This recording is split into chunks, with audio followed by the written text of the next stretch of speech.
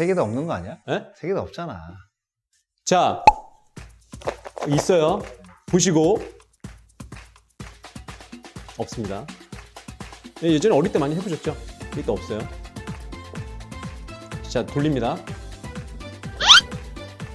잘 보셔야 돼요. 네, 돌리세요. 잘 보셔야 돼요. 맞추시면 되는 거예요. 맞추시면. 어디?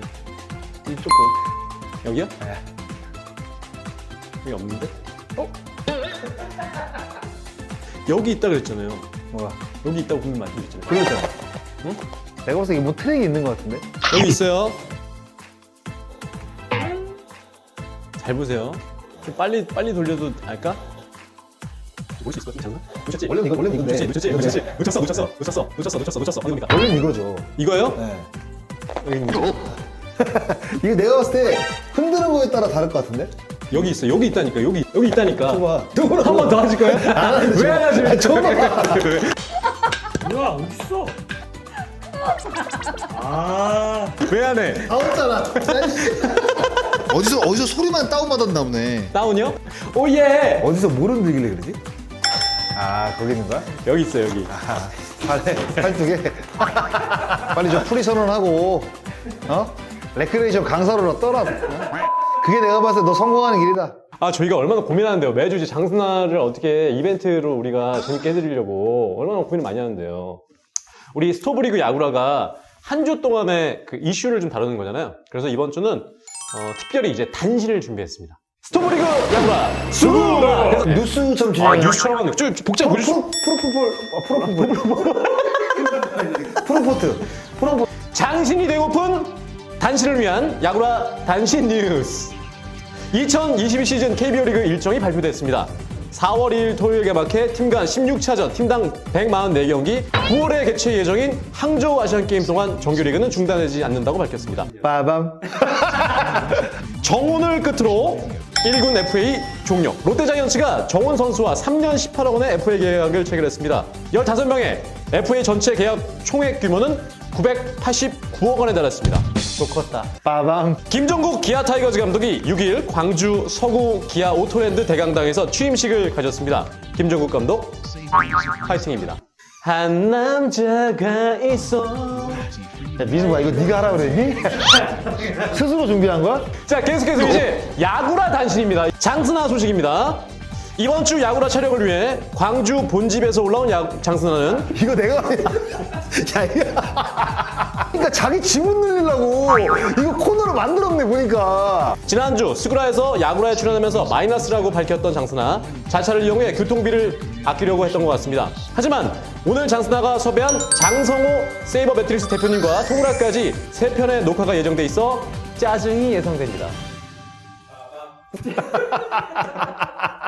이어서 강키 소식입니다. 2022년부터 운동을 열심히 해서 진짜 돌아가겠다 진짜. 건강을 되찾는 대로 만들겠다는 포부를 밝힌 강키는 지난주 부천 상동 집에서부터 서울 상암동 회사까지 자전거로 출근을 했다고 합니다. 출근은 정상적으로 했으나 무릎이 나가 결국 다시 자전거로 귀가를 하지 못했다고 밝혔습니다. 자전거는 지금 저기 안에 있고요. 자, 마지막 소식은 GPD 소식입니다. 야구라 PD, GPD가 또 한 번 질렀습니다. 야구라 구독자에게 매끄러운 영상을 제공하겠다는 이유로 카메라 커팅기를 구매한 GPD는 이번 주 녹화부터 도입하기로 했습니다. 지금 60만 원 상당의 고가의 장비이기 때문에 다음 달 장스나의 출연료는 다시 대폭 상값할 것으로 예상됩니다. GPD 고생 많다. 자, 이상 장신이 되고픈 야구라 단신 뉴스였습니다. 빠밤. 그것 때문에 정장이 온 거야? 아, 이거 하려고? 본격적으로 이제 스크린을 보도록 하겠습니다. 잠시만요. 저는 잠깐 옷을 갈아입고 올게요. 뿅! 다시 나왔습니다. 자. 아이고 힘들다. 먼저 첫 번째. 이거 지금 초성만 딱 5개 적어놨는데 이거 맞추기 쉽지 않을 것 같거든요. 스트라이크 존 변화.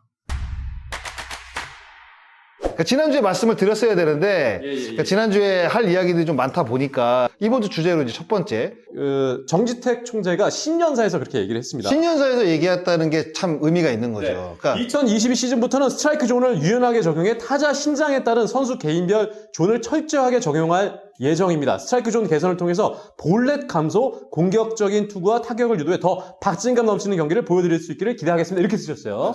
이게 변화가 사실 아니에요. 어떻게 보면 그냥 우리가 이제 야구 규칙에 나와 있는 이 스트라이크 존이 사실 이 뒤에 나와 있는 이 부분이거든요. 맞습니다. 저게 예, 지금 유니폼 어깨 윗부분과 바지 윗부분 중간에 수평선을 상한으로 하여서 아랫부분을 하한선으로 하는 홈플레이트 이 상공을 뜻한다라는 게 이게 스트라이크 존이거든요. 예, 예. 이게 야구 규약에 나와 있는 스트라이크 존입니다. 근데 이렇게 하진 않았죠, 그동안에는. 그럼 그동안 어떻게 했었습니까? 그동안에는 이게 지금은 이제 정치태 총재가 이제 이야기한 부분은 신장에 따라서 스트라이크 존의 위아래가 달라질 것이다라고 이제 이야기를 했는데 기사에 나온 거로 보니까 이대호 선수가 1m 94고 김지찬 선수가 1m 61이가 62가 되더라고요. 그러면 이제 두 선수의 이제 스트라이크 존 차이는 30cm가 이제 넘어가는 거죠. 원래 사실 이렇게 안 했잖아요, 스트라이크 존이. 근데 이렇게 이제 하겠다는 거예요. 그렇죠. 그러니까 이렇게 하겠다는 규약대로 하겠다는 거예요. 명확하게 하겠다. 아니 딱 얘기를 듣고 드는 생각은 뭐냐면 그러면 체격이 큰 선수들 체격이 아니죠. 키가 큰 선수죠. 아 키가 큰 선수들 네, 그러니까 이건 상관이 없어요. 아 위로 네, 위로 그럼 이대호 선수를 좀 분리할 수 있겠네요. 당연히 불리하죠. 어... 그러니까 키가 큰 만큼 그만큼 스트라이크 존의 위아래가 그러니까 높아지면서 넓어지는 거죠. 그렇죠. 어차피 높아지는 것도 넓어지는 거에 포함된 거니까. 그러니까 그러면 이제 굉장히 제가 봤을 때는 이 혼란스러울 가능성이 굉장히 높아요, 지금.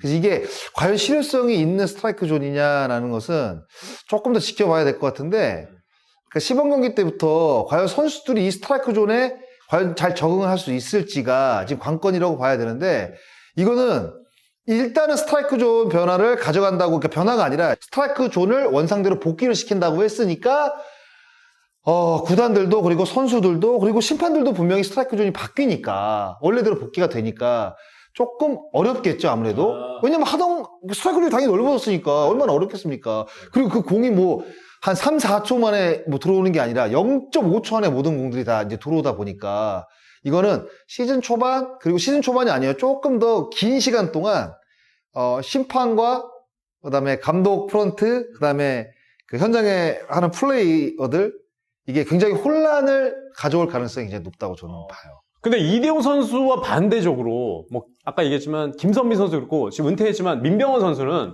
타격 자세 보면 타격 자세는 상관이 없어요. 기마 자세 거의 이렇게 하잖아요. 그럼 네. 예를 들어서 좀 저기 그러니까 기준은 이렇게 치면 기준은 섰을 때예요. 섰을 때. 섰을 때. 네, 딱 서 있을 때에 그러니까 어차피 이렇게 지금 스트라이크 존이 줄어드는 거잖아요. 이런 논리라고 한다면. 근데 그런 논리를 적용을 안 하고 섰을 그냥 때.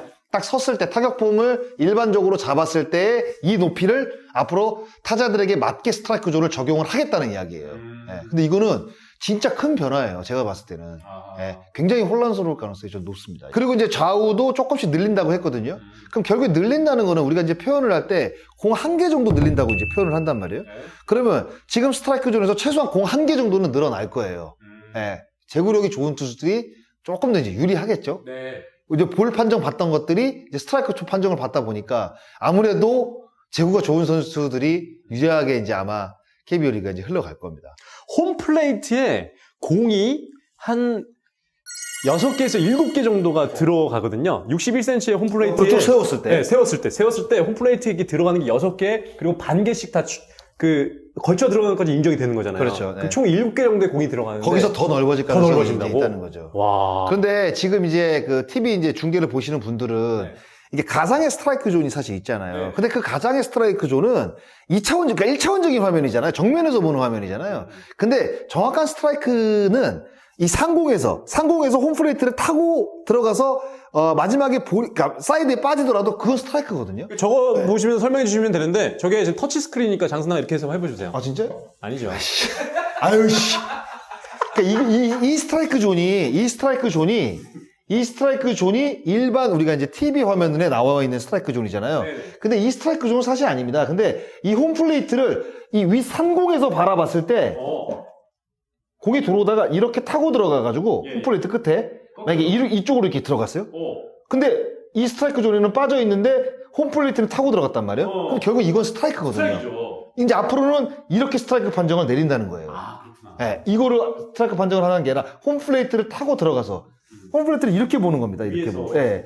투심의 어떤 그 궤적 자체가 옆으로 이렇게 많이 휘는 투수들이 있잖아요. 있죠. 그런 투수들이 확실히 유리하지. 슬라이더도 그렇고. 그렇죠. 걸쳐 들어가는 그렇죠. 그러니까 쿠에바스 슬라이더가 어떻게 휘냐면 쿠에바스 슬라이더는 갑자기 오다가 일로 확 휘어요. 근데 일반적인 투수가 던지는 슬라이더는 처음부터 조금 쉬어 나가거든. 근데 쿠에바스는 들어오다가 갑자기 휘어져 나간단 말이에요. 그러면 결국에는 마지막에 봤을 때는 볼인데 타고 들어갔잖아요. 그러면 이 가상의 스트라이크 존에 빠져도 이거는 스트라이크라는 거죠. 그러니까 이거를 아마 그 TV를 이제 보시는 야구 팬들은 좀 잘 보셔야 될 거예요. 그러니까 결국에는 이 스트라이크 존은 이제 제가 봤을 때는 큰 의미는 없다. 앞으로 야구가 스트라이크 존을 이제 판정하는 데 있어서. 근데 신년사 얘기대로 그러면 볼넷 감소 공격적인 투구와 타격을 유도. 결국은 투수에게 유리한 거 아니겠습니까? 투수에게 유리하다고 볼 수도 있고 반대로 이야기하면 타자들이 스트라이크 존이 커지면 어떤 생각을 갖겠어요? 비슷하면 치신다는 생각을 하게 되죠. 나오는구나. 그렇죠. 배트가 나오는구나. 비슷하면 나온단 말이에요. 그러면 일단 배트에 맞는 확률이 높아지잖아요. 네. 타자들이 적극적으로 때리면 그렇죠. 그럼 땅볼이 되는 경우도 있고 아웃이 되는 경우도 있고 플레이볼이 되는 경우도 있단 말이에요. 그런데 또 안타가 되는 경우도 있고 홈런이 되는 경우도 있단 말이에요. 그러면 조금 더 야구가 박진감 넘치고 조금 더 스피드하게 이제 앞으로 진행이 될 가능성이 높은 데다가 일단은 타자들이 배트를 빨리 내게 되면 아웃이 되든 안타가 되든 결과물이 빨리 나오게 되다 보니까 그러니까 야구를 바라보는 TV 시청자들은 지루함이 덜해지는 거죠. 덜해지는구나. 네, 그런 걸 노리는 거예요. 그리고 시간도 조금 단축될 수도 있고. 그렇죠. 당연하죠. 여러 가지 면에서 좀 긍정적인 요소를 생각을 하고 있는데, 그런데 스트라이크 존에 대해서 매년 사측이 언급이 되잖아요. 매 시즌이 아니죠. 거의 매 경기마다죠. 예. 근데 4월이나 5월은 항상 이런. 넓죠, 조금. 예. 이게 대사가 좀 흐지부지 되는 경우들이 있거든요. 그런 경우들이 사실 최근에 많았죠. 그래서 얼마나만큼 이 바뀐 스트라이크 존, 그러니까 바뀐 스트라이크 존이라고 이야기를 할게요. 일단은 스트라이크 변화라고 하니까. 바뀐 스트라이크 존에서 심판들이 어떻게 적응하느냐가 가장 중요한 것 같아요. 결국 이 스트라이크 존 바뀐 것도 타자들이 적응을 할 겁니다. 전 적응을 할 거라고 봐요. 왜냐하면 안 치는 것보다는 치는 게 낫거든, 타자들은. 네, 그러면 스트라이크 존이 넓어진다는 거는 당연히 배트를 많이 낼 수밖에 없다 보니까 이게 익숙해지면 타자가 또다시 이길 가능성이 전 있다고 봐요. 그리고 심판 마지막으로 언급을 해 주셨는데, 심판 얘기를 좀 드리자면, 저 지난해 그런 얘기를 들었거든요. 심판들이 고가 반영을 받는데, 맞아요. 잘못 판정을 했을 경우에는 그게 이제 축적이 돼가지고 고가 퓨처스에 가고. 퓨처스에 가고. 그게 굉장히 심판들에게는 압박감으로 작용을 한대요. 그래서 제가 이제 늘 말씀을 드렸잖아요. 그 심판들이 스트라이크 존 보더라인에 걸친 공들을 스트라이크 판정 안 하는 경우들이 굉장히 많아요. 그리고 스트라이크 존, 그러니까 가상의 스트라이크 존 안에 들어오는 공들도 이게 볼 하는 경우들이 굉장히 많단 말이에요. 그런 것들을 조금 더 이제, 조금 더 유연하게 좀 활용하지 않을까? 뭐 이런 생각도 들고, 제가 이제 투수 입장에서 이제 이야기를 드렸잖아요. 제구 좋은 투수들이 조금 유리할 것이다. 최근에 이제 트렌드가 사실 슬라이더를 잘 던지는 투수들도 있지만, 체인지업하고 포크볼이 대세잖아요. 맞아요. 그러면 위에서 아래로 떨어지는 공이 더욱더 이제 위력을 발휘할 가능성이 높아진다. 왜? 스트라이크 존 위아래로 넓어지니까. 타자에 따라서. 그렇다면은 내년 시즌에 이 투수들이 조금 더 유리하겠다. 포크볼을 잘 던지는 투수. 뭐 중간 투수들 같은 경우는 구승민이라든가. 예. 뭐 이런 투수들. 그리고 미란다 같은 경우는 그렇지. 미란다는 더 위력을 내년에. 미란다 같은 경우에는 평균 구속이 한 46, 47 정도가 나온단 말이에요. 네. 근데 제구도 괜찮아. 네. 포크볼 잘 던져. 거의 페스트볼 아닌 포크볼이니까. 음. 여기 하나 던졌다가 여기도 사실 볼이라고 생각했는데 스트라이크 판정을 받아. 그럼 타자가 쫄릴 거 아니에요. 그럼 비슷한 벨트 낼 거란 말이야. 근데 미란다는 또 포크볼을 잘 던져. 그러면 오히려 타자 요리하기가 훨씬 쉬워지는 거죠. 미란다는 더 좋은 성적 날 때까지 더 높아요. 제가 봤을 때. 내년 시즌에. 포크볼 잘 던지는 투수도 우리 딱 생각해보면 이용찬이라든가. 특히 뭐 NC의 이재학 같은 선수들. 예. 그 다음에 한화의 김민우 같은 선수도 사실 포크볼로 올 시즌 재미를 많이 봤죠. 그렇죠. 작년 시즌에. 그러니까 그런 투수들이 아마 올해는 작년보다 더 좋은 성적이 날 가능성이 높아지고 타자들도 유리한 부분 전 있다고 생각을 해요. 그래요? 적극적으로 때리면 확실히 타자들도 뭔가 잡생각이 좀 덜 하잖아요. 그러면 뭐 난 스트라이크 좀 크게 그려놓고 때릴 거야 라고 생각을 하게 되면 타자들도 저는 조금은 불리하겠죠. 아무래도 적응이 될 때까지는. 그런데 나중에 되면 결국에는 50대 50 싸움이 될 거다. 예전에 그 공인구 반발력 줄였을 때도 처음에는 헤맸지만 그 다음에는 또 다시 돌아왔잖아요. 근데 결국에는 그때는 다시 공을 손봤다는 이야기도 있었거든요. 야구 뒷 소문 중에. 이제 투구 타조가 너무 심하다 보니까 홈런이 거의 뭐 한 40%가 줄었으니까. 근데 사실 점수가 나지 않으면 중계진은 좋죠. 그런데 야구를 보는 시청자들이나 직관하시는 분들은 사실 재미가 없잖아요. 막 응원해야 되는데 점수 나면. 막 치고 나가야지. 그게 또 안 되다 보니까 공인구에 또 다시 손을 댄 게 아니냐라는 이야기가 사실 있었거든요. 우리가 뒷얘기로 다시 뭐 현장 가면 들리는 이야기도 있었는데. 근데 검사했을 때는 또 그렇게 안 나왔잖아요. 근데 제가 현장에 있는 선수들에게 한 두세 명 잡고 물어보니까 안 나갔었는데 조금 더 잘 나간다고 얘기하더라고. 근데 직접적으로 느끼는 건 선수들이거든요. 선수들이 가장 먼저 느껴요. 왜냐면 쳐보면 알거든요. 그리고 배트에 어느 부위에 맞았을 때는 어느 정도 가겠구나라는 걸 알아요. 그런데 잘 맞았는데 안 나가. 그러니까 공이고 반발력 떨어졌을 때는 생각보다 안 나가는 거지. 근데 그 이후에는 약간 비 맞았는데 또 넘어가. 이런 것들을 선수들이 잘 느끼거든. 바로 손 감각으로 느끼니까. 알겠습니다. 이렇게 스트라이크 존 변화, 첫 번째 저희 이번 주 이슈로 얘기를 드렸는데 한 줄 평으로 정리해 주시죠. 1년 내내 아마 이야기거리가 될 것이다. 네. 자, 이제 두 번째 주제로 이어가도록 하겠습니다. 재탕하지 마세요. 재탕입니까? 재탕이잖아요. 이거 지지난 중에 했잖아요. 보상 선수들.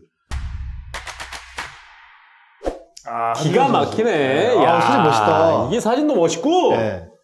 와, 준비 많이 하네. 이거 뭐 근데 우리가 야구라가 초심을 잃었어. 우리가 사실 이렇게 준비 안 했잖아요. 근데 이제 구독자분들한테 이제 질 좋은 양질의 이제 서비스 제공. 콘텐츠를 이제 제공하기 위해서 네. 이런 것도 하고. FA로 이제 보상 선수로 이적을 하게 된 선수들 명단을 좀 살펴보면 지금 뒤에 있는 선수를 먼저 언급을 좀 해보도록 하겠습니다. 문경찬 선수가 좀 옮겼습니다. 사실 문경찬 선수가 NC가 그 야심차게 사실 데리고 온 거거든요. 우승하기 위해서 우승 청부사로 데리고 온 건데 구속이 너무 많이 떨어졌어. 아니 네.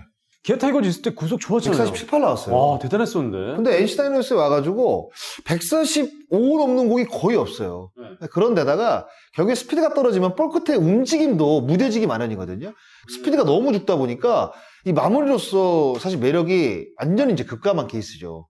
사실 마무리 투수가 제구도 굉장히 중요하지만 스피드가 나오지 않게 되면 자신 있게 들어가기가 어렵거든. 그렇지. 특히 마무리 투수들은. 꽝 한 대 맞는다는. 근데 스피드가 나오게 되면 약간 가운데 몰리더라도 내가 갖고 있는 볼의 힘이라든가 회전력이 좋아서 파울이 될 거야 라고 타자에게 던지는 것과 스피드가 안 나오니까 이거는 몰리게 되면 분명히 장타로 이어질 거야 라고 하고 마운드에서 던지는 거는 완벽히 다른 느낌이죠. 그러니까 문경찬 선수에게 약간 그런 느낌이 나는 거예요.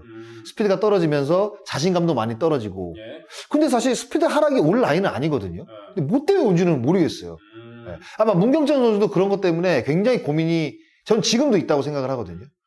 근데 일단 롯데 입장에서는 어쨌든 간에 문경찬 선수가 불펜 쪽에서 활약해주면 굉장히. 불펜이죠. 불펜인데 박건우 선수가 이제 NC에 입단하면서 20명 이외에 한 명이기 때문에 강진성 선수가 이제 이적을 했잖아요. 근데 지금 이 손아섭 선수 영입은 B등급이기 때문에 25인 이외에 한 명이거든요. 그럼 25인 안에도 못 들어갔다는 얘기예요. 문경찬 선수가. 예. 저는 강진성 선수가 두산으로 이적할 때도 깜짝 놀랐거든요. 근데 NC 다이노스가 보상 선수를 진짜 젊은 선수 위주로 많이 묶은 것 같아요. 제가 봤을 묶어놓은 게. 때는. 네. 아무래도 이제 조금 나이가 있고 이제 기량 하락이 좀 올 것 같은 선수, 그리고 그런 성적을 냈던 선수들을 좀 많이 푼 것 같아요. 사실 문경찬 선수도 기아 타이거즈 시절 보여줬던 퍼포먼스를 봤을 때는 풀리 선수가 아닌데. 그렇죠. 이 기량 하락이 조금 더 오래 갈 것이다라고 판단을 한 것 같아요. 제가 봤을 때. 그래서 푼 것 같아요. 네. 그리고 신정 선수 뭐 지난번에도 저희가 댓글한테 한번 언급을 드리긴 했습니다만 지금 이제 군복무 해결도 아직 안 됐고. 하준영 선수가 나이가 굉장히 어리죠. 근데 작년하고 재작년하고 등판이 없어요. 하준영 선수가. 토미존 수술하고 이제 2년 동안 지금 재활을 했는데, 사실 토미존 수술을 하면 거의 12개월에서 16개월 안에 복귀가 되고, 최근에는 이게 수술법이 바뀌었다고 그러더라고요. 그래요? 네, 토미존 수술하는데, 그래서 선수들의 복귀 시기가 조금 더 빨라졌다는 이야기가 지금 나오고 있어요. 그런데도 지금 하준영 선수가 2년 동안 복귀가 안 됐다는 부분은 확실히 회복 속도가 좀 느린 것 같아요. 그리고 토미존 수술만 한 게 아니라 토미존하고 뼈 조각을 같이 했거든요. 그럼 결국에 수술을 2번 했다는 얘기예요. 그러네. 네. 그러니까 그렇게 하면 어떻게 하냐, 수술을. 먼저 뼈 조각을 합니다. 그리고 일주일 후에 다시 전신 마취를 해서 토미존 수술을 하거든요. 아, 진짜로? 2번을 해요. 일주일 만에? 원래 대부분 한 번에 수술하는지 알잖아요. 근데 한 번에 수술했다는 경우는 저는 거의 듣지 못했어요. 일단은 뼈 조각부터 하고 일주일 후에 다시 이제 토미존 수술하는 2번의 수술을 합니다. 거의 대부분의 선수들이.